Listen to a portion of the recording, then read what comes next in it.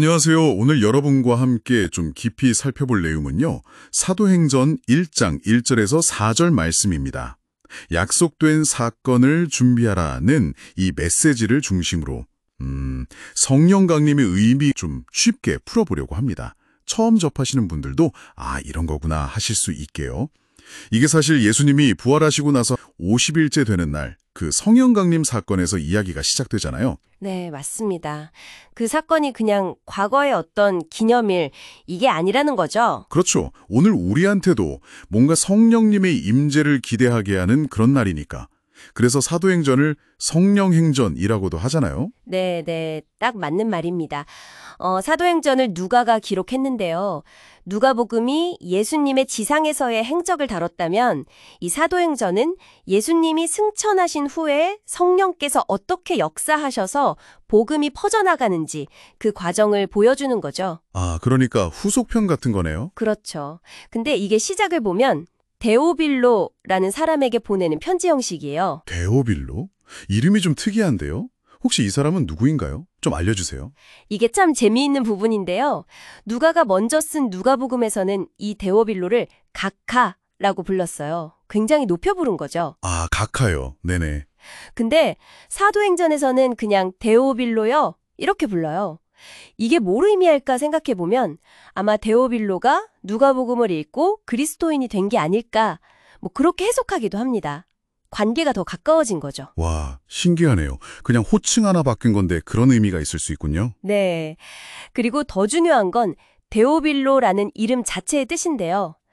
헬라어로 보면 하나님을 사랑하는 사람 또는 하나님이 사랑하시는 사람 이런 뜻이거든요.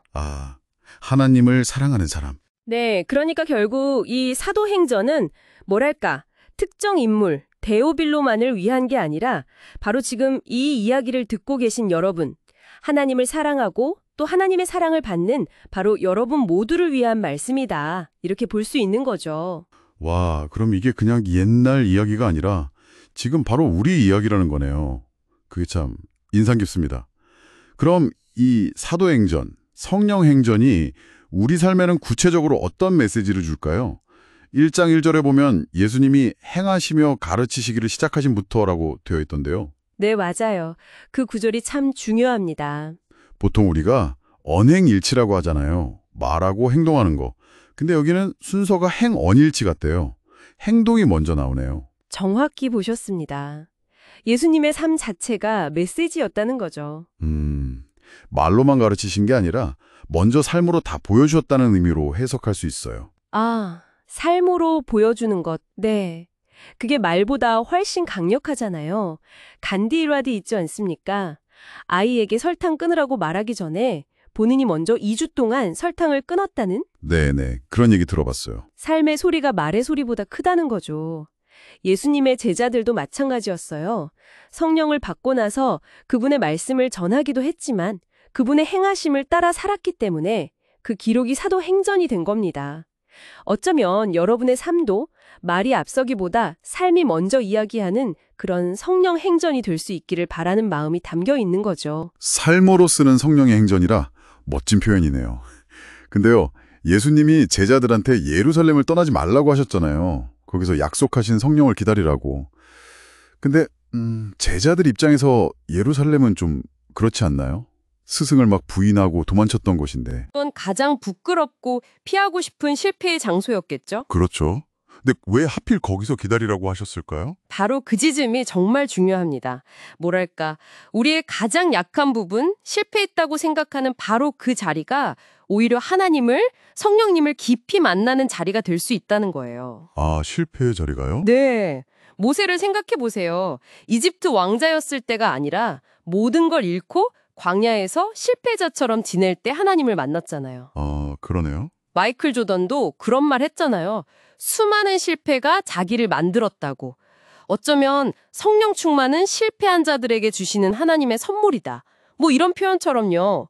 인생의 문제 앞에서 내 방법, 내 힘이 다 소진되었을 때 그때 비로소 하나님의 방법을 구하게 되고 성령의 역사가 시작될 수 있다는 거죠.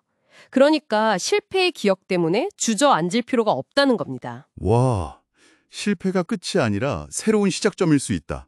근데 그 실패의 자리에서 다시 일어서는 게 말처럼 쉽지는 않을 것 같은데요. 제자들은 그 어려운 시간을 어떻게 보냈을까요?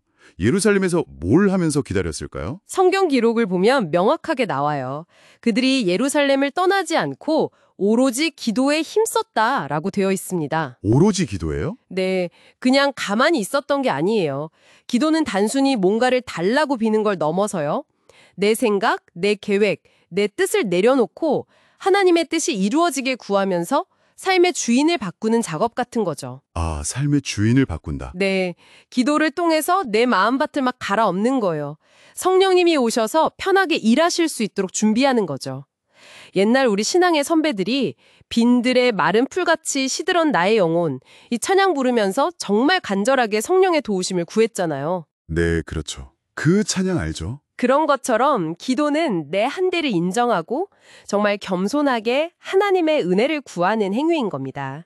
오늘 이렇게 얘기를 나눠보니까 성령 강림 사건이 그냥 2000년 전의 어떤 이벤트가 아니라 지금을 살아가는 우리, 이 시대의 대우빌로인 바로 여러분 각자를 위한 아주 현재적인 사건이라는 게 와닿네요. 네, 그렇습니다. 예수님의 그 행함이 앞선 삶처럼 우리 삶이 먼저 증거가 되고 또 실패했다고 생각하는 그 자리에서조차 기도를 통해서 성령의 능력을 힘입어서 살아갈 수 있다. 우리 각자의 성령 행전을 써내려갈 수 있다는 희망을 발견하게 되는 것 같습니다. 네, 마지막으로 여러분 스스로에게 한번 질문을 던져보시면 어떨까 싶어요. 여러분 삶에서 혹시 외면하고 싶은 곳, 아, 여긴 좀 실패한 것 같아 라고 느끼는 예루살렘은 어디인가요? 나의 예루살렘. 네. 어쩌면 바로 그곳이 여러분이 하나님의 새로운 능력과 인도하심을 경험하게 될 전혀 예상치 못한 출발점이 될 수도 있지 않을까요? 한번 생각해 보시면 좋겠습니다.